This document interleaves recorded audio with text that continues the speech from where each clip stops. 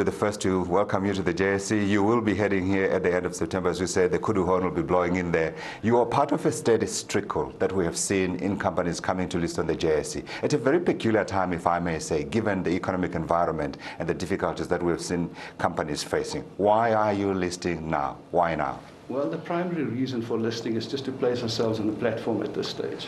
We're not intending to raise an awful lot of cash at this stage, capital, for our growth, our expansion in the business. We actually just want to put ourselves out there for when the market is ready.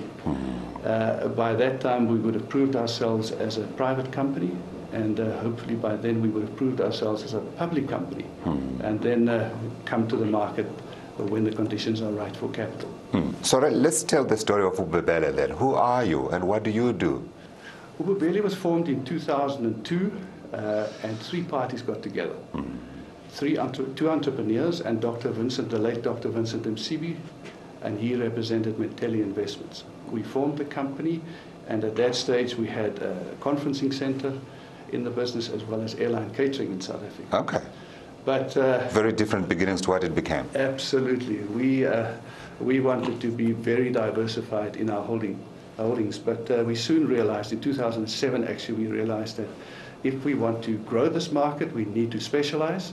We had serious expertise in agriculture and in food processing at that stage, so we decided to get rid of the non-core business and stick to agriculture and food processing.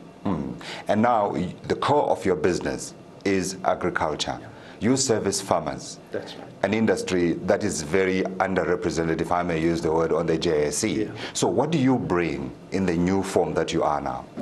It's a very simple model that's developed over time. It seems simple at this stage. But the farmer remains the key.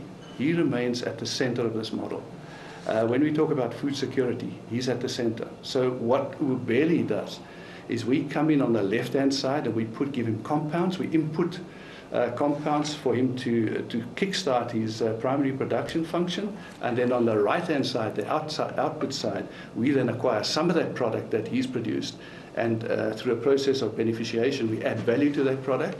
And then we sell that to the retail sector, and we export some of that product as well. Okay, so let's talk sizes here. Let's give it size and shape. You were telling me earlier when you came in, your year ends June 30, and you are expecting 560 million rand in revenue. What kind of growth is that? It's the growth. Let me just explain. The growth represents about 53% from acquisitions in the last term, in the last section, and also the other side, 47% from organic growth. So that's where the growth originates from. But our focus has been on agriculture, to grow that, to put a footprint out there in order to be able to get to the farm gate.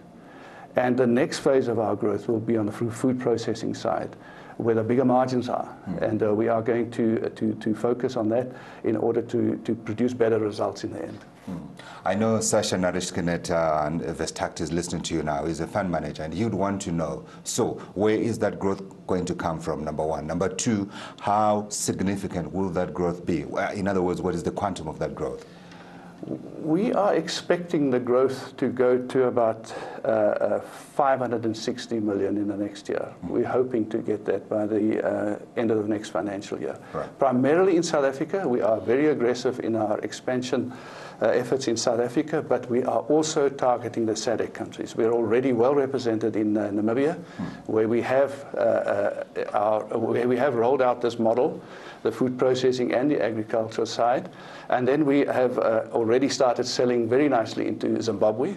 Okay. And we have started an export contract with Angola, through an agent there, to the oil rigs.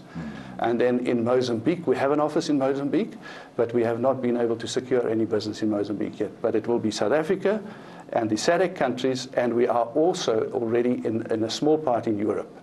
Indeed. So this is a company set in Southern Africa, but with very, very, very big ambitions indeed. Let's talk about your shareholding. You are, in your brochure, you say you are controlled by previously disadvantaged South Africans. Yes. Just give us a breakdown of the shareholding and how much you'll be floating on the stock exchange. The predominant shareholder is Mentelli Investments. Okay. That's the late Dr. Vincent Msibi. He was actually from Pudisa Holdings. Okay.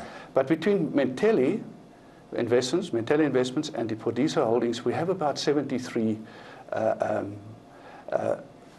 individuals, which represents our BEE complement. Right. So we already have about 73 individuals, which is our main shareholding component. But then we have another, about 70% of the investment holding is in the hands of our employees.